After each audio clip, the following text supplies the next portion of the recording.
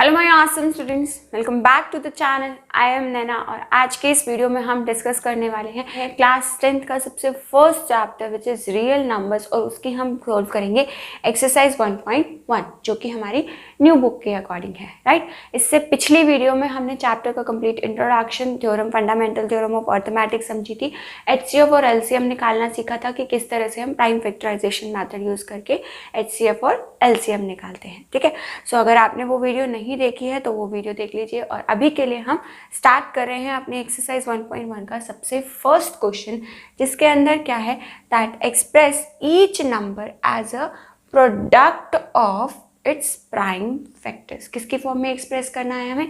सबसे पहली बात तो आपको एक्सप्रेस का मतलब पता होगा कि एक्सप्रेस का मीनिंग क्या होता है। किसी चीज़ को किसी और की फॉर्म में लिखना मीन्स इस नंबर को मुझे इक्वल टू लिखना है किसके। अगर यहाँ पर हम इक्वेट करके लिख देंगे कुछ चीज़, मतलब अगर मान लीजिए मैंने यहाँ पर लिख दिया 3 × 4 × 5, तो ये क्या हो गया 140। किसकी फॉर्म में 140 को क्या कर दिया हमने? एक्सप्रेस कर दिया, ठीक है। राइट डाउन करना किसी और फॉर्म में, राइट। तो क्या करना है, किस फॉर्म में लिखना है? As a product of its prime factors. Prime factors के प्रोडक्ट की फॉर्म में हमें इसे एक्सप्रेस करना है, राइट। तो प्राइम फैक्टर्स कैसे निकालते हैं मैंने आपको पिछली वीडियो में भी बताया। जैसे सपोज कीजिए हम 140 का प्राइम फैक्टर्स निकालना चाहते हैं, तो सबसे पहले सबसे छोटे प्राइम नंबर से हम इसको 140 को डिवाइड करेंगे। तो सबसे छोटा प्राइम नंबर क्या होता है हमारा? 2। सो 2 से अगर 140 को डिवाइड करेंगे तो आंसर कितना आएगा? 70। देन अगेन चेकआउट करेंगे कि इस नंबर के लिए सबसे छोटा प्राइम नंबर कौन सा है? 2। अगेन ये 2 से डिवाइड हो रहा है तो आंसर कितना आ गया हमारा? 35, राइट। सो अब 35 किस पे कंप्लीटली डिविजिबल होगा, मतलब रिमाइंडर 0 आ जाएगा। हमें वो वाले प्राइम नंबर्स यहाँ पर लेने होते हैं जिससे कि नंबर हमारा कंप्लीटली डिविजिबल हो जाए, रिमाइंडर 0 आ जाए, ठीक है। देखो अब 35 को डिवाइड तो हम 2 से भी कर सकते हैं, लेकिन अगर हम इसको 2 से डिवाइड करेंगे तो हमारे पास आंसर कितना आएगा? रिमाइंडर कितना बचेगा? 1 बचेगा, ठीक है। तो यानी कि ये हमारा प्राइम फैक्टर यहाँ पर नहीं हो सकता। सो नेक्स्ट प्राइम फैक्टर कौन सा होगा जिस पे 35 कंप्लीटली डिविजिबल होगा? 5। तो 5 7 था 35, देन अगेन 7 1 था 7। सो ये प्राइम फैक्टराइजेशन हम कब तक करते रहेंगे? जब तक कि हमारा यहाँ पर जो वैल्यू है, जो रिमाइंडर है, वो हमारा 1 ना बच जाए, ठीक है। और इस प्रोसेस को हम क्या बोलते हैं? Prime factorisation. क्योंकि देखो प्राइम नंबर्स निकाल दिए ना हमने यहाँ पर सारे, तो इसीलिए इस मेथड को बोलते हैं प्राइम फैक्टराइजेशन। तो प्राइम फैक्टर्स हमारे ये बन गए। अब हमें कैसे लिखना है? इसके प्रोडक्ट की फॉर्म में, इन सारे प्राइम फैक्टर्स की प्रोडक्ट की फॉर्म में, मतलब इन सारे प्राइम फैक्टर्स को अगर हम ऐसे मल्टीप्लाई करके लिख देंगे तो ये हमारा क्या हो गया इस क्वेश्चन का आंसर, ठीक है। अब इसी तरह से बात करते हैं 156 की। तो 156 के अगर प्राइम फैक्टर्स बनाएंगे तो क्या बनेंगे? 2 7 था 14 एंड 2 8 था 16। बेसिकली हमें करना क्या है? इस 156 को 2 से डिवाइड करना है। जो क्वोशिएंट आएगा उस वैल्यू को हमने यहाँ पर लिखना है, राइट। सो 78 को अगर हम 2 से डिवाइड करेंगे तो आंसर कितना आएगा हमारे पास? 39। अब देखो 39 है, 39 नेक्स्ट किस पर डिवाइड होगा? 2 पर। तो ये कंप्लीटली डिवाइड होगा नहीं क्योंकि इसका लास्ट डिजिट 9 है, ठीक है। तो ये किसके टेबल पर कंप्लीटली डिवाइड होगा? 3 के टेबल पर। तो यहाँ पर कितना आ गया? 3 1 था 3 एंड 3 3 था 19। देन उसके बाद जो 13 है, 13 किसी के टेबल पर डिवाइड नहीं होता, सिंपली अपने टेबल पर डिवाइड होगा, मीन्स 13 1 था 13। सो प्राइम फैक्टर्स निकाल लिए। अब प्राइम फैक्टर्स के प्रोडक्ट की फॉर्म में, मतलब प्राइम फैक्टर्स को आपस में यहाँ पर प्रोडक्ट करके लिख देना है जितने भी नंबर्स हैं हमारे 2 × 2 × 3 × 13, ठीक है। सो नेक्स्ट बात करते हैं। नेक्स्ट नंबर हमारा क्या है? 3825। 3825, ठीक है। जो ये 3825 है, ये नंबर हमारा सबसे छोटा कौन से प्राइम नंबर से डिवाइड होने वाला है? 3 से। तो अगर इसको हम 3 से डिवाइड करेंगे तो 3 1 था 3, 3 2 था 6, रिमाइंडर कितना बचेगा? 2। देन अगेन दिस 2, तो यहाँ पे हमारे पास क्या हो गया? 3 7 था 21, सो रिमाइंडर कितना बच गया? 1 एंड देन 5, 3 5 था 15, ठीक है। ये नंबर अगेन हमारा 3 से कम्प्लीटली डिवाइड हो सकता है। 3 4 था 12, देन 3 2 था 6, तो 7 - 6 रिमाइंडर फिर से 1 बच गया, एंड देन 5, सो 3 5 था 15, ठीक है। अब इसको कौन से नंबर पर कंप्लीटली डिवाइड होगा, ये 5 पर, तो क्या आएगा 5 8 था 40, रिमाइंडर बचा 2, देन 5 5 था 25। कुछ भी नहीं कर रही हूँ मैं, सिंपली जो नंबर है उस नंबर को इस 3 से मैंने डिवाइड कर दिया, जो क्वेश्चन बचा उसको क्वेश्चन को मैंने यहाँ पर लिख दिया, ठीक है। देन देखो अगेन जैसे 85 है, अब 85 को अगर मुझे 5 से डिवाइड करना है तो कितना आएगा, 5 1 था 5, 8 माइनस 5 कितना हो गया 3, देन यहाँ से 5 आया, सो 5 7 था 35। तो जो ये 17 है ये हमारा क्या बन गया यहाँ पर क्वेश्चन, ठीक है। सो देन अगेन 17 किसी के टेबल पर डिवाइड नहीं होता, तो आंसर कितना आ जाएगा 17। सो लिख दीजिए प्राइम फैक्टर्स की फॉर्म में। प्राइम फैक्टर्स क्या बनेंगे, 3 इंटू 3 इंटू 5 इंटू 5 इंटू 17। अभी हम आगे देखते हैं नेक्स्ट वैल्यू 5005। तो 5005 जो है वो सबसे पहले ना 2 से डिवाइड होने वाला ना 3 से। उसके बाद नेक्स्ट प्राइम नंबर कौन सा होता है, नेक्स्ट प्राइम नंबर होता है हमारा 5। आपको हमेशा यहाँ पे प्राइम नंबर से ही डिवाइड करना है, ठीक है। सो यहाँ पे क्या आ गया, 5 1 था 5 0 0 एंड देन 5 1 था 5, ठीक है जी। सो अब जो 1 0 0 1 है ये हमारे प्राइम नंबर्स कौन कौन से होते हैं, प्राइम नंबर्स 2 3 5 7 11 13, इस तरह से प्राइम नंबर्स होते हैं हमारे, ठीक है। ना तो ये 2 पर डिवाइड होने वाला है, ना 3 पर, ना 5 पर। नेक्स्ट नंबर क्या है हमारा, नेक्स्ट प्राइम नंबर है हमारा 7। तो जब इसको 7 से कम्प्लीटली डिवाइड करेंगे तो 7 1 था 7, रिमाइंडर बचेगा 3, देन ये 0 बचेगी तो कितनी वैल्यू बन जाएगी हमारी 30, देन 7 4 था 28, देन रिमाइंडर बच गया 2, देन ये वैल्यू आ गई हमारी 1, तो 7 3 था 21। ओके, सो अब हमारे पास क्या है यहाँ पर 143। अब 143 जो है ना इन सारे में से किसी भी प्राइम नंबर से डिवाइड नहीं होने वाला। ये नेक्स्ट किससे डिवाइड होने वाला है, नेक्स्ट हमारा डिवाइड होगा ये सिंपली 11 से। तो करके देख लो, 143 को अगर आप 11 से डिवाइड करोगे तो 11 1 था 11, 4 माइनस 3 रिमाइंडर 3 एंड देन 3, तो यहाँ से कितना आ गया 11 3 था 33। सो आंसर कितना आ गया, क्वेश्चन कितना बच गया हमारा 13। देन 13 क्या है, 13 खुद ही एक प्राइम नंबर है जो किसी पर भी डिवाइड नहीं होने वाला, सो 13 1 था 30, ठीक है। तो इसको इसके प्राइम फैक्टर्स के फॉर्म में लिख दीजिए। सिंपली क्या आ जाएगा 5 into 7 into 11 into 30, right. Next आते हैं, नेक्स्ट बात करते हैं 7429 की। सो नेक्स्ट देखो, नेक्स्ट हमारा है 7429, ठीक है। ये थोड़ा सा बहुत आगे जाकर प्राइम नंबर पर डिवाइड होने वाला है। मतलब हमारे पास प्राइम नंबर्स क्या बताए मैंने आपको, क्या है 2 3 5 7 11 13, राइट। इसके बाद सीधा डायरेक्ट 17, देन 17 के बाद हमारा नेक्स्ट प्राइम नंबर क्या होता है 19, ठीक है। फर्स्ट वीडियो में मैंने प्राइम नंबर्स भी समझाए हैं कि प्राइम नंबर्स हमारे कौन कौन से होते हैं।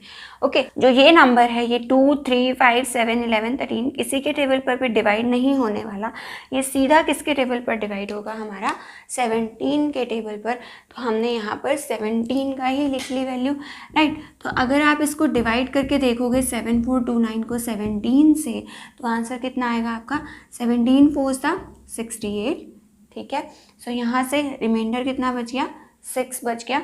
देन एक और वैल्यू आई हमारी 2, तो यहाँ से क्या गया 17 3 था 51, तो यहाँ से अगर 51 आ गया तो रिमाइंडर कितना बच गया 11, देन अगेन यहाँ से 9 आ गया, तो 17 7 था 1 1 एंड 9। सो यानी कि ये कितना आ गया, क्वेश्चन कितना आ गया हमारा 437, ठीक है। तो 437 को हमने यहाँ पर लिख दिया। अब देखते हैं कि 437 हमारा किस पर डिवाइड होगा। देखो 437 आपका इसमें से किसी भी टेबल पर डिवाइड नहीं होने वाला, डायरेक्ट ही किस पर डिवाइड होगा हमारा, डायरेक्ट ही डिवाइड होगा हमारा 19 के टेबल पर। सो 437 को अगर आप 19 से डिवाइड करके चेकआउट करोगे तो क्या वैल्यू आएगी आपके पास, 19 2 था 38, सो रिमाइंडर कितना बच गया हमारा 5, यहाँ से आ गई वैल्यू 7, तो 19 3 था 57, तो रिमाइंडर यहाँ से कितना आ गया 0। तो बस यहाँ पर 19 और यहाँ पर क्वेश्चन कितना आया है हमारा 23। अब इसके बाद 23 जो है वो हमारा खुद ही एक प्राइम नंबर है, ये किसी और के टेबल पर डिवाइड होने नहीं वाला, तो आंसर कितना आएगा हमारे पास डायरेक्ट 1। सो प्राइम फैक्टर्स के फॉर्म में इसको एक्सप्रेस कर दीजिए 17 इंटू 19 इंटू 23, ठीक है। अगर ठीक है, डन। आगे बढ़ते हैं नेक्स्ट क्वेश्चन, क्वेश्चन नंबर 2 पर। तो सेकंड क्वेश्चन में क्या बोला है उन्होंने, find the HCF and LCM of the following integers. हमें इन इंटीजर्स का क्या निकालना है, HCF and LCM, and verify that LCM into HCF, दोनों का जो LCM और HCF का जो प्रोडक्ट होगा वो किसके इक्वल होगा, दोनों नंबर्स के प्रोडक्ट के इक्वल। ठीक है, तो सबसे पहली चीज़ आपको जो ध्यान रखनी है वो क्या है कि जो ये हमारा रूल है, हमने पिछली वीडियो में भी सीखा था कि दोनों नंबर्स का जो प्रोडक्ट होता है वो HCF और LCM के इक्वल होता है, राइट। और ये कब होता है रूल फॉलो, सिर्फ जब हमारे पास 2 पॉजिटिव इंटीजर्स हों, राइट। हमारे पास जब 2 पॉजिटिव इंटीजर्स होंगे तभी ये हमारा फॉर्मूला वैलिड है। अगर 3 इंटीजर्स आ जाएंगे तो हमारे पास ये फॉर्मूला वैलिड नहीं रहने वाला। ठीक है, पिछली वीडियो में हमने सीखा था HCF और LCM निकालना किस मेथड से, प्राइम फैक्टराइजेशन मेथड से। तो बस यहाँ पर भी वही काम करते हैं। यहाँ पर भी हम क्या लिखेंगे, सबसे पहले दैट प्राइम फैक्टर्स ऑफ 26 के प्राइम फैक्टर्स क्या बनेंगे, 26 के प्राइम फैक्टर्स बहुत आसान है, 2 इंटू 13। ठीक है, इसी तरह से जब प्राइम फैक्टर्स निकालेंगे हम किसके, प्राइम फैक्टर्स ऑफ 91, तो 91 के हमारे प्राइम फैक्टर्स क्या बनेंगे, 7 इंटू 13, राइट। सो इसके बाद मैंने आपको क्या समझाया था पिछली वीडियो में कि आपको जो है नंबर्स को लिखना है पावर्स की फॉर्म में। ये 2 की पावर 1 है और ये हमारी कितनी है, 13 की पावर 1, राइट। क्योंकि HCF और LCM निकालने का जो हमारा इस चैप्टर में कॉन्सेप्ट है वो किससे है, फंडामेंटल थ्योरम ऑफ अर्थमेटिक क्या कहती है कि हम कंपोजिट नंबर्स को प्राइम नंबर्स की पावर्स की फॉर्म में लिख सकते हैं। ठीक है, इस तरह से अब हमारे पास LCM कितना आ जाएगा, LCM का क्या होता है लॉजिक कि हमें कौन सी पावर लेनी होती है, L मतलब लो, लेकिन हमें पावर लेनी होती है हाई वाली, बड़ी पावर लेनी होती है। ठीक है, देखो यहाँ पे 2 की पावर 1 है, यहाँ 2 की पावर नहीं है, तो बड़ी पावर कौन सी हो गई, हमारी पावर के होना। सो दैट मीन्स यहाँ पर आ जाएगा 2 की पावर 1। अब इंटू 13 की बात करते हैं, 13 की पावर यहाँ भी 1 है, यहाँ भी 1 है, तो यहाँ पे हम कितनी बार लिखेंगे इसको, एक ही बार लिखेंगे, राइट, 2 बार नहीं लिखना इस वैल्यू को। देन उसके बाद आता है हमारे पास 7, तो 7 की पावर 1। ठीक है, सो इन वैल्यूज़ को जब आप मल्टीप्लाई करोगे तो 13 इंटू 2 कितना हो गया हमारे पास, 26 इंटू 7 कितना बन गया, 7 6 था 42, कैरी 4, 7 2 था 14, 14 प्लस 4 हमारे पास आ गया 18, 182। अब इसी तरह से अगर मुझे इसका HCF निकालना हो तो HCF निकालने के लिए क्या करते हैं हम, H का मतलब होता है हाई, H से वर्ड बनता है हाई, लेकिन पावर्स कौन सी लेते हैं हम, छोटी पावर्स लेते हैं, प्राइम नंबर्स की छोटी पावर। तो देखो 2 की पावर यहाँ पर 1 है, यहाँ पर नहीं है, तो छोटी पावर क्या हो गई, हम उसको नेग्लेक्ट कर देंगे क्योंकि नहीं है। सिमिलरली अब 13 पर मूव करते हैं तो 13 की पावर 1 और 13 की पावर 1 जब सेम पावर होती है तो उसको हम HCF में भी कंसीडर कर लेते हैं और LCM में भी कंसीडर कर लेते हैं। तो 13 की पावर कितनी आ गई, यहाँ पर 1 बन गई। अब देखते हैं और कौन सा प्राइम नंबर बच गया, 7 बच गया। 7 की पावर यहाँ 1 है लेकिन यहाँ पर हमारी 7 की पावर नहीं है, तो यानी कि उसको भी हम क्या कर देंगे, नेग्लेक्ट कर देंगे, राइट। सो ये हो गया हमारा HCF और LCM निकल गया। अब हमें क्या वेरीफाई करके बताना है, देखो इसके बाद आप एग्जाम में क्या लिख सकते हैं, that LCM into HCF is equal to product of 2 numbers. ठीक है, इस तरह से लिख सकते हैं हम। तो कर दो, HCF LCM कितना है इसका, 182 into 13, this is equal to product of 2 numbers. दोनों नंबर्स का प्रोडक्ट कितना है हमारा, 26 इंटू 91, और इन दोनों वैल्यूज़ को जब आप मल्टीप्लाई करोगे के पास आंसर आएगा 2366। दिस इज इक्वल टू इधर से भी और इधर से भी जब आप दोनों को मल्टीप्लाई करोगे तो आंसर कितना आएगा आपके पास, 2366। ठीक है, और लास्ट में आप क्या लिख सकते हैं, हेंस प्रूव। क्योंकि वेरीफाई करके बताना था, तो वेरीफाई जब यहाँ पर वर्ड आ गया तो हमें वेरीफाई करना है कि ये दोनों हमारे इक्वल हैं या नहीं है। ठीक है, देखो सबसे पहले आपने उसके नंबर के प्राइम फैक्टर्स फाइंड आउट करने हैं, देन पावर्स के अकॉर्डिंग आपने उसका LCM और HCF निकालना है और वो वैल्यूज़ पुट करके आपने आंसर फाइंड आउट करना है। टोटल 3 स्टेप्स हैं, राइट। सो नेक्स्ट अब बात करते हैं अगले क्वेश्चन की। अब अगले क्वेश्चन में यहाँ पर देखो, जब आप 510 के प्राइम फैक्टर्स लिखोगे, प्राइम फैक्टर्स किसके, प्राइम फैक्टर्स ऑफ 510, तो 510 के आपके प्राइम फैक्टर्स क्या बनेंगे, बना के देख लेते हैं। देखो 510 है, सबसे पहले ये 2 पर डिवाइड होगा, ना आ गया हमारे पास 255। उसके बाद फिर से ये 5 पर डिवाइड होगा, 5 5 55 एंड 5 1 5, ठीक है। उसके बाद ये हमारा 3 पर डिवाइड होगा तो हमारे पास आंसर आ गया 17। देन अगेन ये हमारा नंबर 17 पर डिवाइड होगा तो हमारे पास इसके प्राइम फैक्टर्स क्या बन गए, 2, 5, 3 एंड 17। ठीक है। आपको करना क्या है कि आपको सबसे पहले सबसे छोटा प्राइम नंबर चेक करना है कि सबसे छोटे प्राइम नंबर से डिवाइड होता है या नहीं होता। उसके लिए आपको नंबर्स के डिविजिबिलिटी रूल अच्छे से आनी चाहिए। ठीक है। उसके लिए भी चैनल पर वीडियो अपलोडेड है, आप वहाँ से देख सकते हैं कि कैसे आप किसी भी नंबर को देख के पहचान सकते हैं कि वो नंबर आपका किस नंबर से कम्प्लीटली डिविजिबल होने वाला है, राइट। तो इसको अगर हम इस नंबर को अगर हम पावर्स की फॉर्म में एक्सप्रेस करेंगे तो क्या बनेगी, 2 की पावर 1 इंटू 5 की पावर 1 इंटू 3 की पावर 1 इंटू 17 की पावर 1। ठीक है। अब नेक्स्ट हमको प्राइम फैक्टर्स किसके निकालने हैं, नेक्स्ट प्राइम फैक्टर्स हमें निकालने हैं 92 की। सो 92 के हमारे प्राइम फैक्टर्स क्या बनेंगे, देखो वही प्रोसेस कि 92 के अगर प्राइम फैक्टर्स निकालने हैं तो सबसे पहले इसको सबसे छोटे प्राइम नंबर से डिवाइड करेंगे, तब तक डिवाइड करते रहेंगे जब तक कि ये सबसे छोटे प्राइम नंबर से डिवाइड होता रहेगा। ठीक है। सो 23 आ गया। अब 23 हमारा खुद एक प्राइम नंबर है, सो ये हमारा डिविजिबल नहीं होगा किसी ऊपर, तो डायरेक्ट 23 पर डिवाइड होगा। सो इसके प्राइम फैक्टर्स क्या बन गए, हमारे पास प्राइम फैक्टर्स बन गए इसके हमारे पास 2 इंटू 2 इंटू 23। ठीक है जी। तो अब अगर इन प्राइम फैक्टर्स को हम पावर्स की फॉर्म में एक्सप्रेस करेंगे तो 2 की पावर कितनी बनेगी यहाँ पर, 2 इंटू 23 की पावर कितनी बनने वाली है, यहाँ पर 23 की पावर बनेगी 1, राइट। Next LCM. अब एलसीएम क्या निकालता है, एलसीएम का लॉजिक क्या बताया मैंने आपको कि आपको प्राइम नंबर्स की बड़ी वाली पावर कंसीडर करनी है। ठीक है। जैसे सबसे पहला प्राइम नंबर यहाँ पर 2 है, 2 की पावर यहाँ 1 है बट यहाँ 2 की पावर 2 है, तो बड़ी पावर कौन सी हो गई, 2 की पावर 2 बड़ी हो गई। देन 5 की पावर 1, 3 की पावर 1, 17 की पावर 1, ये सब इसके पास तो हैं, इस नंबर के पास तो हैं बट इस नंबर के पास नहीं है, तो भी हम इसको इंक्लूड कर लेंगे। मीन्स 5 की पावर 1 इंटू 3 की पावर 1 इंटू 17 की पावर 1, राइट। अब नेक्स्ट आते हैं 92 पर। 92 पर चेक करते हैं कि कोई ऐसा प्राइम नंबर तो नहीं बच गया जो हमारा रह गया हो, तो ये तो हम ले चुके हैं कंसिडर, इसको तो दोबारा नहीं लेंगे।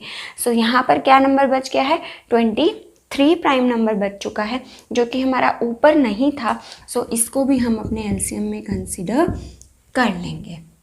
ठीक है।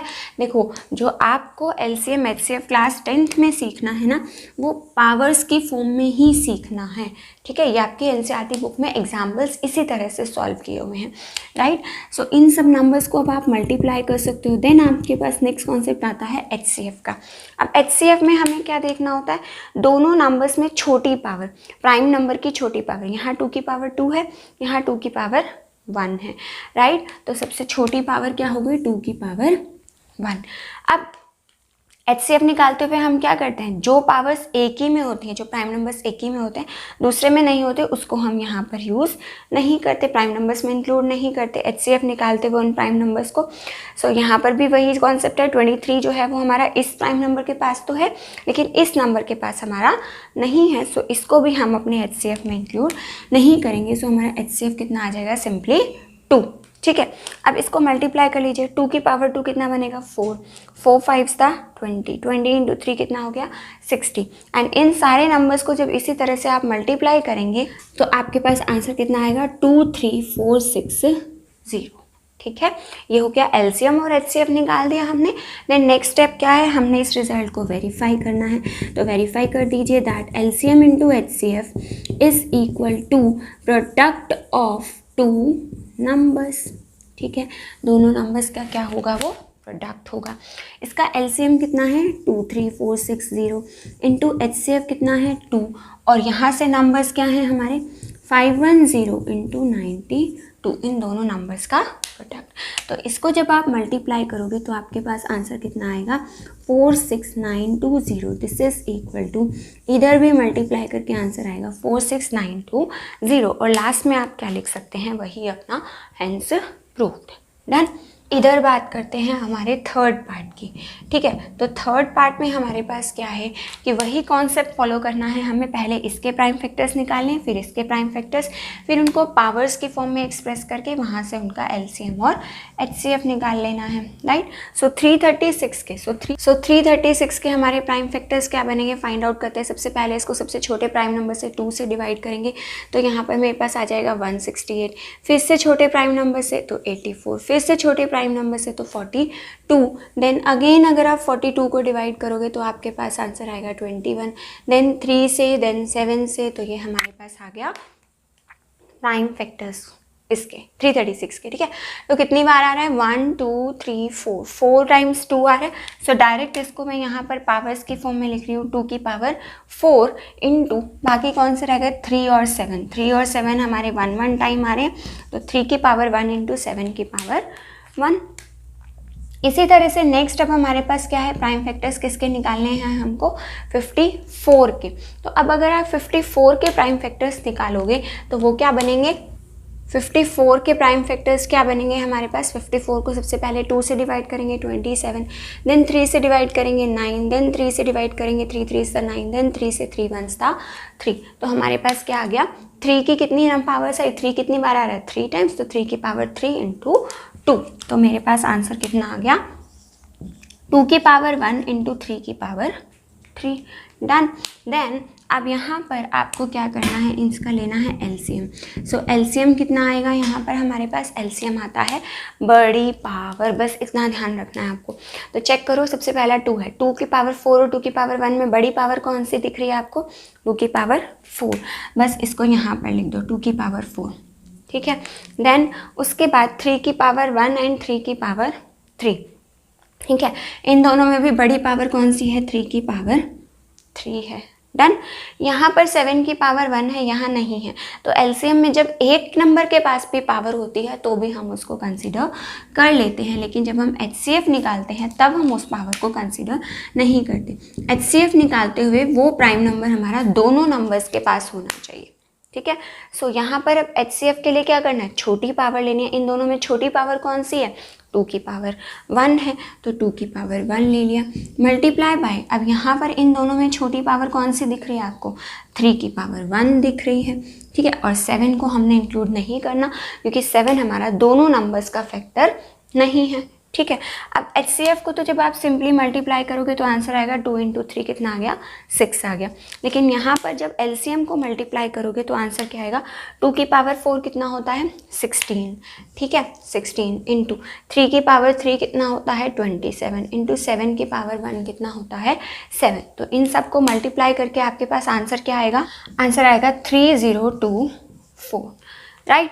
अब हमारे पास क्या है, दैट फॉर्मूला, अब एलसीएम एचसीएफ तो निकल गया, अब आपको इन दोनों को वेरीफाई करना है। तो LCM into HCF is equal to product of 2 numbers, 2 numbers का हमें प्रोडक्ट के इक्वल वेरीफाई करके बताना है।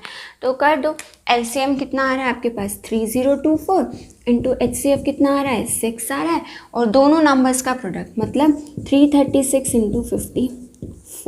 जब इनको आप मल्टीप्लाई करोगे तो आपके पास आंसर कितना आएगा, देखो 6 4 the 24, carry 2, 6 2 the 12, 12 plus 2 is 14 and 6 3 the 18। So answer कितना आ गया 18,144, और लास्ट में आंसर लिख दीजिएगा दैट हैंस प्रूव, ठीक है।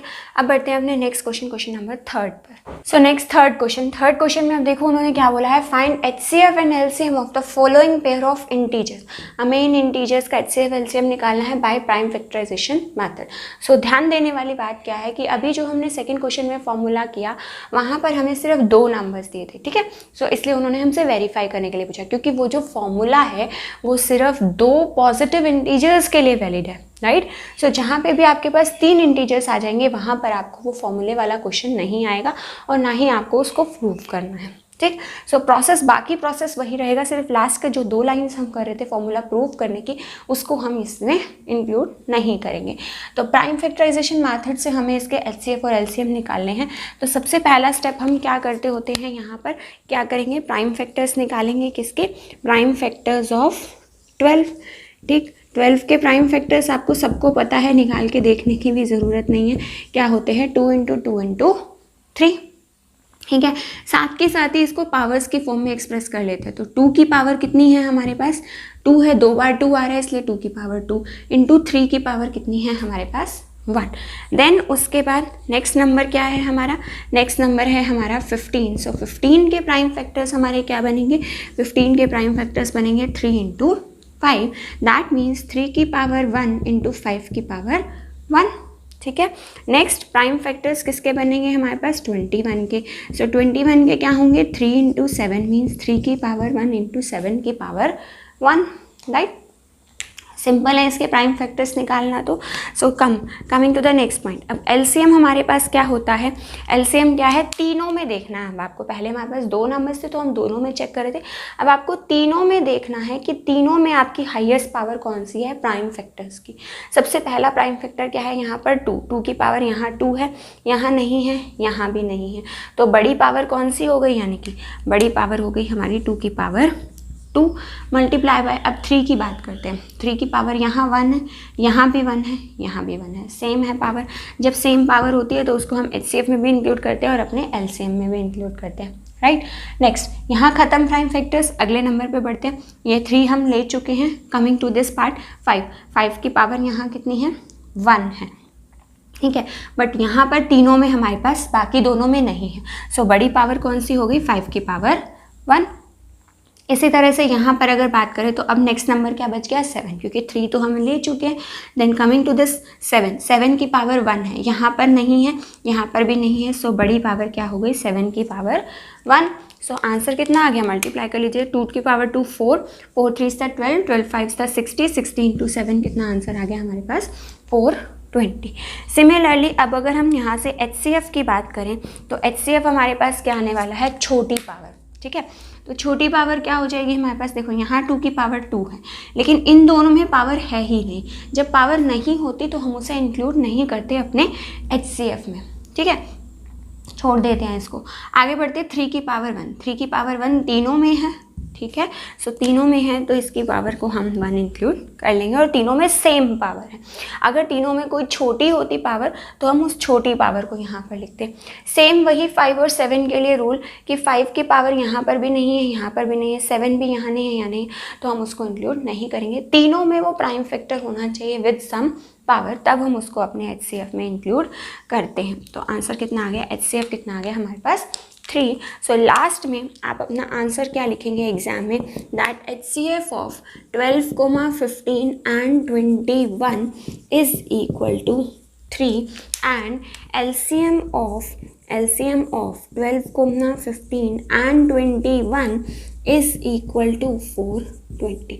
सो this will be your final answer जो आप अपना बोर्ड एग्जाम में लिखेंगे, बिकॉज इसकी वजह से ही आपको कंप्लीट मार्क्स मिलने वाले हैं, ठीक है जी। सो आगे बढ़ते हैं इस सेकेंड पार्ट पे। सेकेंड पार्ट में हमारे पास क्या है, प्राइम फैक्टर्स सबसे पहले किसके निकालने हैं हमको, 17 के। तो 17 के प्राइम फैक्टर्स क्या बनेंगे, 17 इंटू 1, ठीक है।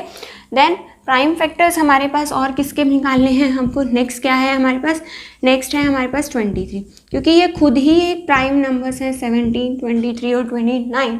सो इसके प्राइम फैक्टर्स आपको सिंपल यही मिलेंगे, 29 इंटू 1, ठीक। अब अगर इसको अगर हम पावर्स की फॉर्म में एक्सप्रेस करें तो क्या लिख सकते हैं, 17 की पावर 1 इंटू 1 की पावर 1, 23 की पावर 1 इंटू 1 की पावर 1, 29 की पावर 1 इंटू 1 की पावर 1। हम निकालते हुए हमें क्या करना है, सबसे पहले वाले प्राइम फैक्टर की चेक करनी है कि तीनों में सबसे बड़ी पावर कौन सी है। 17 की पावर 1 सबसे बड़ी है तीनों में, ठीक है। सो 17 की पावर 1 यहाँ पर ले लिया। देन इसी तरह से 23 की पावर 1 है, इसी में है, बाकी दोनों में नहीं है। सो 23 की पावर 1 इंटू 29 की पावर 1 इंटू 1 की पावर, क्योंकि 1 भी तीनों में आ रहा है तो 1 वैसे आप अपनी कैलकुलेशन में लिखो या नहीं लिखो उससे कोई फ़र्क नहीं पड़ता, ठीक है। सो इसको मल्टीप्लाई करके आप अपना आंसर लिख लेना, जो भी आपका आंसर आएगा इन तीनों नंबर्स को मल्टीप्लाई करके। Then coming to the HCF part. अब एचसीएफ में हमारे पास क्या है, देखो एचसीएफ में मुझे लेनी है कम पावर, स्मॉल पावर, क्योंकि h होता है हाई, तो लेनी है मुझे छोटी पावर। तो 17 की पावर यहाँ 1 है, बट इन दोनों के पास 17 की पावर नहीं है, तो हम इसको नंबर को नेग्लेक्ट कर देंगे। देन 23 की पावर 1 है, यहाँ पर है बट इन दोनों नंबर्स के पास नहीं है, इसको भी नेग्लेक्ट कर देंगे। देन 29 की पावर यहाँ 1 है बट यहाँ नहीं है, तो इसको भी हम नेग्लेक्ट कर सकते हैं। Then coming to this part, 1 number की बात करते हैं। 1 की पावर 1 तीनों में सेम है, तो सेम पावर को तो हम HCF में भी इंक्लूड करते हैं और LCM में भी इंक्लूड करते हैं, तो ये आ गया हमारे पास 1, राइट। इसी तरह से जैसे यहाँ पर मैंने आपको आंसर लिखना बताया, सेम इसी प्रोसेस से आप अपना आंसर यहाँ पर भी लिखेंगे। 17, 23 and 29 is equal to 1 and LCM of 17, 23 and 29 is equal to, जो भी आपके पास आंसर आएगा इन तीनों को मल्टीप्लाई करके 17 इंटू 23 इंटू 29, ठीक है। अब आपको मैं एक बात बताऊं, जो यहाँ पर आपको इम्पॉर्टेंट पॉइंट है ध्यान रखने वाला, वो क्या है, देखो ये तीनों हमारे प्राइम नंबर्स हैं, ठीक है। सो प्राइम नंबर्स का जो HCF होता है वो हमेशा कितना होता है, 1 होता है। लास्ट ईयर के सैम्पल पेपर में जो CBSE ने सैम्पल पेपर रिलीज़ किए थे, उसमें आपके पास एक 1 मार्क का क्वेश्चन था जिसमें उन्होंने पूछा था कि प्राइम नंबर्स का HCF कितना होता है। तो हमेशा अगर सारे नंबर्स प्राइम है, ठीक है, सारे के सारे नंबर्स हमारे प्राइम नंबर्स होने चाहिए, जितने भी नंबर्स का हम HCF या LCM निकाल रहे हैं, तो उन सारे नंबर्स का जो HCF होता है वो कितना होता है, प्राइम नंबर्स का हमेशा 1 होता है, ठीक है। सो इसी प्राइम फैक्टराइजेशन के मेथड को फॉलो अप करके आप 2 नंबर्स का, 3 नंबर्स का, 4 नंबर्स का, कितने भी नंबर्स का आप HCF निकाल सकते हैं, ठीक है। आगे बढ़ते हैं नेक्स्ट क्वेश्चन नंबर 4 पर। इसका जो थर्ड पार्ट है वो आप खुद से ट्राई कीजिएगा निकालने का।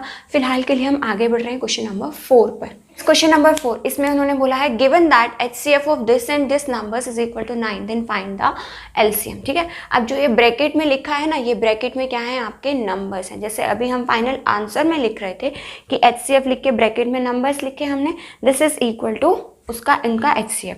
तो यही चीज़ यहाँ पर है, ये दोनों मेरे कैसे हैं, पॉजिटिव इंटीजर्स हैं, और 9 क्या है हमारा, इन दोनों नंबर्स का HCF है, ठीक है। गिवन की हेडिंग लगा करके हम क्या लिख सकते हैं, that first number is equal to, first number क्या है हमारे पास, this is equal to 306 and second number हमारे पास क्या है, second number is equal to 657 and HCF is equal to 9, ठीक है। हमें क्या करना है, LCM हमें फाइंड आउट करना है, राइट। सो आपको पता है, सिंपल सा फॉर्मूला आप पढ़ चुके हो कि जब आपको पास 2 नंबर्स हों तो आप उनके लिए कौन सा फॉर्मूला अप्लाई कर सकते हो, HCF into LCM is equal to product of 2 numbers, ठीक है, दोनों नंबर्स का प्रोडक्ट, राइट। सो हमारे पास क्या आ गया, HCF कितना दिया हुआ है हमें, HCF दिया हुआ है हमें 9 इंटू LCM हमें फाइंड आउट करना है, this is equal to first number क्या है हमारा 306 इंटू सेकेंड नंबर क्या है हमारा 657। अब देखो 9 इधर हमारे पास मल्टीप्लाई हो रहा है, left hand side right hand side जा करके हमारे पास ये किस में चला जाएगा, डिवाइड में शिफ्ट हो जाएगा। सो 306 इंटू 657 डिवाइडेड बाय 9, ठीक है। सो हमारे पास आंसर में कितना आ गया, 9 से अब आप जब इसको कैंसिल आउट करोगे तो 9 3 से 27, ठीक है, रिमाइंडर बचेगा 3 एंड 9 4 था 636, तो 34 इंटू 657। सो इसका आंसर कितना आ जाएगा, 22,338। सो फाइनल आंसर आप अपने एग्जाम में क्या लिखेंगे, हमेशा आपने मैथ्स में हर क्वेश्चन में आंसर वही लिखना है जिस फॉर्म में उन्होंने आपसे पूछा है ना, उसी फॉर्म में।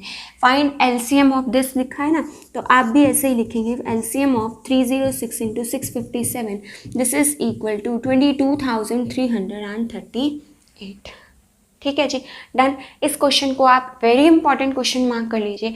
क्यों करना है, क्योंकि ये क्वेश्चन आपका मोस्टली हर साल एग्जाम में आता है, प्लस इसमें वो थोड़ा सा और ट्विस्ट क्या कर देते हैं कि आप जैसे अब यहाँ पर इन्होंने LCM पूछा है, ठीक है, बाकी 3 चीज़ें आपको बताइए, किसी और क्वेश्चन में वो आपसे HCF पूछ लेंगे, LCM बता देंगे, ये दोनों नंबर्स भी बता देंगे। तो मतलब कि कहने का मतलब क्या है कि टोटल आपको 4 चीज़ें हैं ना, यहाँ पर 4 नंबर्स में से आपको कोई भी 3 पॉइंट्स बता देंगे, 3 पॉइंट्स की वैल्यू, जैसे HCF की बता दी, LCM पूछ लिया, इन दोनों की बता दी, या LCM बता दिया HCF की पूछ ली, तो मतलब 3 पॉइंट्स की वैल्यू आपको बता देंगे और चौथा पॉइंट आपसे पूछ लेंगे, ठीक है।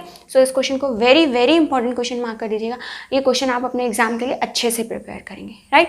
Next coming to the question number 5। So now next question number 5 ये आपका फर्स्ट एग्जाम्पल की तरह है जो हमने पिछली वीडियो में सीखा था। सो इसकी बात करते हैं, इन्होंने क्या बोला है, check whether 6 raised to the power n can end with digit 0 for any natural number n। क्या n के किसी भी ऐसे नेचुरल नंबर के लिए, मतलब n की किसी एक ऐसी वैल्यू के लिए क्या 6 raised to the power n 0 digit पर एंड हो सकता है। कहने का मतलब क्या है कि नेचुरल नंबर्स कहाँ से स्टार्ट होते हैं, 1 से। तो अगर मैं 6 की पावर 1 लूँ तो आंसर कितना आएगा 6, 6 की पावर 2 लूँ तो आंसर कितना आएगा 36, 6 की पावर 3 लूँ तो आंसर कितना आएगा 216 एंड सो ऑन। तो वो ऐसे पूछ रहे हैं कि क्या n की कोई ऐसी पावर हो सकती है जिसके लिए मेरा लास्ट डिजिट क्या आए, 0 आए। ठीक है। सो स्टार्ट करते हैं, जैसे हमने उस क्वेश्चन को किया था सेम वैसे ही स्टेप्स लिख करके स्टार्ट करेंगे। सबसे पहले हम क्या लिखेंगे, if 6 raised to the power n and with digit 0। ठीक है। अगर 6 raised to the power n जो है हम इमेजिन कर लेते हैं कि वो 0 डिजिट पर एंड होगा किसी भी नेचुरल नंबर n के लिए, क्योंकि इस कैलकुलेशन को तो हम लंबा खींच नहीं सकते ना, कैलकुलेशन बहुत ज़्यादा मुश्किल हो जाएगी, राइट। सो दैट मीन उसका क्या मतलब होगा हमारे पास, that 6 raised to the power n should be divisible by 5। ठीक है। सो 6 raised to the power n जो है वो हमारा किससे डिविजिबल होना चाहिए, 5 से डिविजिबल होना चाहिए, क्योंकि जिन डिजिट्स के लास्ट में, जिन नंबर्स के लास्ट डिजिट 0 होता है वो नंबर्स हमारे किससे डिविजिबल होते हैं, 5 से। जैसे 20 है, 30 है, 40 है, तो ये नंबर्स हमारे किससे डिविजिबल होते हैं, 5 से कम्प्लीटली डिविजिबल होते हैं, राइट। सो अगर ये नंबर 5 से कम्प्लीटली डिविजिबल है, सो 6 raised to the power n should have a factor of 5। ठीक है। 5 का फैक्टर भी होना चाहिए इनके पास। ठीक। अब फैक्टर का क्या मतलब हुआ, जैसे देखो पिछली वीडियो में भी समझाया था आपको। जैसे देखो हमारे पास 6 है, 6 के प्राइम फैक्टर्स क्या होते हैं, 2 into 3 फैक्टर्स है ना, ये दोनों 2 into 3। मतलब फैक्टर्स का मतलब क्या होता है कि 6 जो है वो 2 से भी कम्प्लीटली डिविजिबल होगा और जो 6 है वो हमारा 3 से भी कम्प्लीटली डिविजिबल होगा। मतलब जिस नंबर से वो कम्प्लीटली डिविजिबल होता है वही नंबर्स उसके क्या होते हैं, फैक्टर्स। क्योंकि 6 अगर 5 से कम्प्लीटली डिविजिबल है तो 6 raised to the power n का फैक्टर भी क्या होगा, 5 उसका फैक्टर होना चाहिए। बट आप यहाँ पर क्या लिख सकते हो, that 6 raised to the power n के 6 के फैक्टर्स क्या होते हैं हमारे पास, 2 into 3 raised to the power n। ठीक है। तो इसके तो प्राइम फैक्टर्स क्या है हमारे पास, ओनली 2 and 3। सो हमने फंडामेंटल थ्योरम ऑफ अर्थमेटिक में क्या पढ़ा था, दैट कि जो भी प्राइम फैक्टर्स होंगे वो हमेशा यूनिक होंगे, उनके अलावा कोई और प्राइम फैक्टर नहीं हो सकता। So actually 6 raised to the power n के प्राइम फैक्टर्स क्या हैं, सिर्फ 2 और 3 है। So by fundamental of theorem of arithmetic 6 raised to the power n can have factors of 2 and 3 only। 2 और 3 के ही फैक्टर्स हो सकते हैं। सो और नो फैक्टर ऑफ 5 एग्जिस्ट। ठीक है। No factor of 5 will be there. ठीक। देखो ये वाली जो एजम्पशन थी ना, यहाँ तक का जो पार्ट था हमारा, यहाँ तक का पार्ट हम अपनी एजम्पशन के अकॉर्डिंग कर रहे थे, अपनी एजम्पशन के अकॉर्डिंग बता रहे थे। बट एक्चुअल अब हम यहाँ पर आए हैं एक्चुअल बात करने पे। ठीक है। तो एक्चुअली हमने क्या बोला कि fundamental of theorem of arithmetic के अकॉर्डिंग इसके सिर्फ 2 ही फैक्टर्स हो सकते हैं, 2 and 3। 5 का कोई भी फैक्टर यहाँ पर नहीं हो सकता। सो दस आर assumption is wrong। यहाँ पर आप लिखेंगे that our assumption is wrong and thus 6 raised to the power n cannot end with digit 0। ठीक है। cannot end with the digit 0। ठीक है, 0। Right, fine. आगे बढ़ते हैं नेक्स्ट क्वेश्चन नंबर 6 पर। सो नेक्स्ट क्वेश्चन नंबर 6 में उन्होंने हमसे क्या बोला है, explain why this and this number are composite numbers. ठीक है।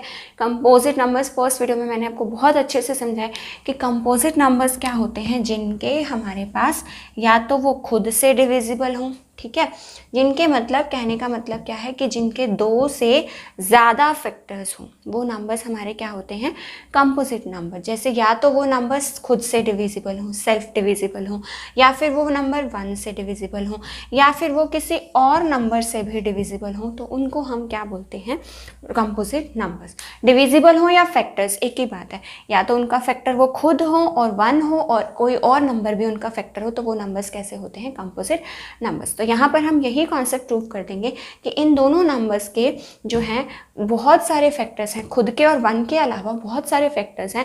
सो दैट मीन्स ये नंबर्स कैसे हैं, composite number, right. So let's start now. So सबसे पहले आप यहाँ पर सॉल्यूशन नंबर लिखेंगे एग्जाम में, दैट सॉल्यूशन नंबर 6। ओके, सकते हैं यहाँ पर सिंस 7 × 13 × 11 प्लस 13। देखो ध्यान से देखना इस चीज़ को, प्लस के साथ ये 2 नंबर सेपरेट किए हुए हैं उन्होंने, ठीक है, एक नंबर ये और एक नंबर ये। तो प्लस में माइनस से जब भी नंबर्स सेपरेट होते हैं तो उन नंबर्स में से हम कॉमन निकाल सकते हैं, राइट। सो आप क्या देख रहे हो कि इसमें से और इसमें से, दोनों में से क्या चीज़ कॉमन आ रही है, 13 कॉमन आ रहा है दोनों में से। 13 को कॉमन ले लिया तो ब्रैकेट के अंदर क्या बच गया, 7 × 11, प्लस का साइन आ गया आप बीच में, देन 13 हम बाहर निकाल चुके हैं कॉमन, इसलिए यहाँ पर क्या बच जाएगा, सिर्फ पीछे हमारा 1 बच जाएगा। ओके, सो कितना बन गया, 13 × 11 × 7 कितना हो गया, 77 + 1, दिस इज इक्वल टू 13 × 77 + 1 कितना होता है, 78, राइट। सो अब देखो 2 फैक्टर्स बन गए ना एक्स्ट्रा, ना तो ये नंबर्स खुद नंबर्स हैं ना ही 1 है, तो इसके 2 और एक्स्ट्रा फैक्टर्स बन गए। सो दैट मीन्स ये नंबर कैसा है, हमारा कंपोजिट नंबर। मैंने कुछ नहीं किया, मैंने सिर्फ इन दोनों नंबर्स में से जो प्लस माइनस से नंबर्स सेपरेट हो रहे थे वहाँ से मैंने 13 को कॉमन ले लिया। डन। कॉमन लेने का कॉन्सेप्ट आपको बहुत अच्छे से आना चाहिए, क्योंकि चैप्टर नंबर 4 क्वाड्रेटिक इक्वेशन में आप ये कॉन्सेप्ट बहुत ज़्यादा यूज़ करने वाले हैं, राइट। आगे बढ़ते हैं। ऑल्सो जो हमारा नेक्स्ट नंबर है, नेक्स्ट नंबर क्या है, 7 × 6 × 5 × 4 × 3 × 2 × 1 प्लस 5। फिर से वही चीज़, देखो एक नंबर ये है, एक नंबर हमारा ये है, जो भी प्लस या माइनस से सेपरेट होते हैं वो हमारे अलग अलग नंबर्स होते हैं। ओके, सो अब इन दोनों में से आपको क्या कॉमन दिख रहा है, इन दोनों में से हमें 5 कॉमन दिख रहा है। ओके, देन 5 अगर हमने कॉमन निकाल लिया तो 5 के अलावा और क्या बच गया हमारे पास यहाँ पे, 7 × 6 × 4 × 3 × 2 × 1, जिसको कॉमन ले लिया उसको दोबारा रिपीट करके लिखने की ज़रूरत नहीं है। ऐसे ही 5 कॉमन लिया तो हमारे पास ब्रैकेट के अंदर क्या बच गया, सिंपली यहाँ पे 1। सो मल्टीप्लाई कर दो और देख लो आंसर कितना आता है, 7 × 6 = 42, ठीक है। 42 इंटू यहाँ से कितना आएगा, 4 3 = 12, 12 × 2 = 42, 24। सो 42 × 24 आप लिख सकते हैं, जो भी आंसर आएगा यहाँ पे मल्टीप्लाई करके + 1। सो इन दोनों नंबर्स को मल्टीप्लाई करके कितना आ रहा है, 1008 + 1। So that means this is equal to 5 × 1009। 1008 में 1 प्लस करेंगे तो आंसर कितना आएगा, 5 × 1009। सो दैट मीन्स आप यहाँ पर क्या लिख सकते हैं, so hence both the numbers are composite numbers, ठीक है। एग्जाम में आप अपना ये सेंटेंस जो है वो आप अपना नेक्स्ट लाइन में लिखेंगे। और अगर आप अभी स्टार्टिंग के लिए अगर आप अपनी मैथ्स की नोटबुक बना रहे हैं, नोट्स बना रहे हैं, सारे क्वेश्चंस उसमें सॉल्व कर रहे हैं, तो भी आप इस तरह से स्टेप बाय स्टेप लिख कर ही चलिएगा, सो दैट कि आपको हैबिट हो जाए एग्जाम में पेपर कैसे प्रेजेंट करना। Okay, now moving to the last question of this exercise, question number 7। So coming to the next question, last question में उन्होंने क्या बोला है, there is a circular path around a sports field. इस एक circular park है कुछ इस तरह का, ठीक है। Then Sonia takes 18 minutes to drive 1 round of field. Sonia जो है वो कितना टाइम लेती है इसको कवर अप करने में, 18 मिनट्स का, ठीक है। इसका पूरा राउंड लगाने में टोटल 18 मिनट्स लेती है। And Ravi takes 12 minutes for the same. एक और है जो कि कौन है, हमारा रवि, जो कितने टाइम ले रहा है, टोटल 12 मिनट्स इस पूरे पार्क को कवर अप करने का, ठीक है। They start at the same point, दोनों ने सपोज एक ही पॉइंट से स्टार्ट किया एंड सेम टाइम, दोनों ने एक ही टाइम पर भी स्टार्ट किया and go in the same direction, direction भी उनकी दोनों की सेम है, ठीक है। सो हमें बताना है after how many times they will meet again at the starting point.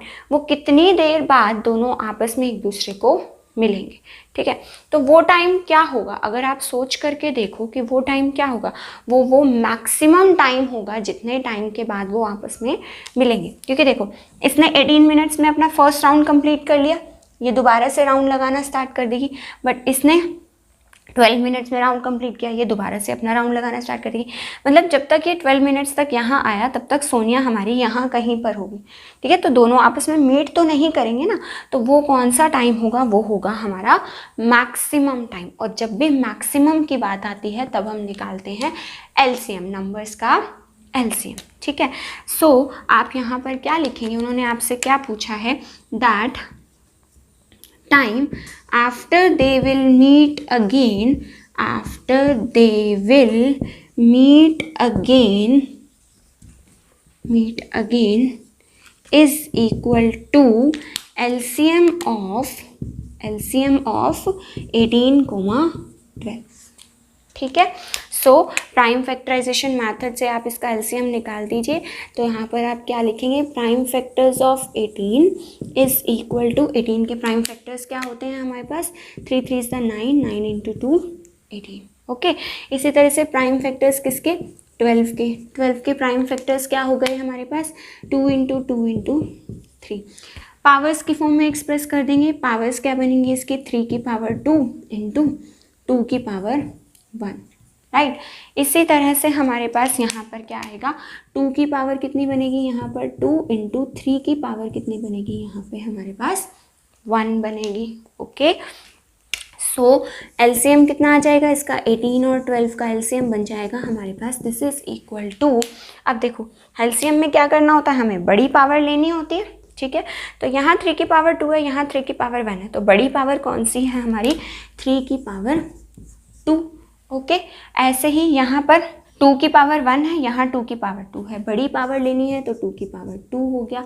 So answer कितना आ गया, 3 की पावर 2 कितना हो गया, 9 इंटू 2 की पावर 2 कितना हो गया, 4, 9 इंटू 4, आंसर कितना आ गया, 36 मिनट्स जो है वो हमारा आंसर हो गया। क्योंकि उन्होंने हमसे मिनट्स में आंसर पूछा है तो हम भी उसको आंसर किस में बताएंगे, एक्सप्लेन किस में करेंगे आंसर, 36 मिनट्स। सो आप जो फाइनल आंसर लिखेंगे एग्ज़ाम में वो आप क्या लिखेंगे, दैट आफ्टर इसको कट करके 36 minutes they will meet again at the starting point, और आप यहाँ पे क्वेश्चन मार्क भी नहीं लगाएंगे। ओके, अगर ऐसे अटेम्प्ट करेंगे तो आपको बहुत अच्छे मार्क्स मिलने वाले हैं, और आपका सबसे बड़ी चीज़ आपका कॉन्फिडेंस गेन होगा कोई पेपर को अटेम्प्ट करते हुए। ओके, सो इस वीडियो के लिए इतना ही, एंड नेक्स्ट वीडियो में हम डिस्कस करेंगे एक्सरसाइज 1.2 के कॉन्सेप्ट्स प्लस उसके क्वेश्चंस को सॉल्व करेंगे। So if you find my this video useful for you, then please do like and share my video, and please do subscribe to the channel if you are new to the channel. Thank you.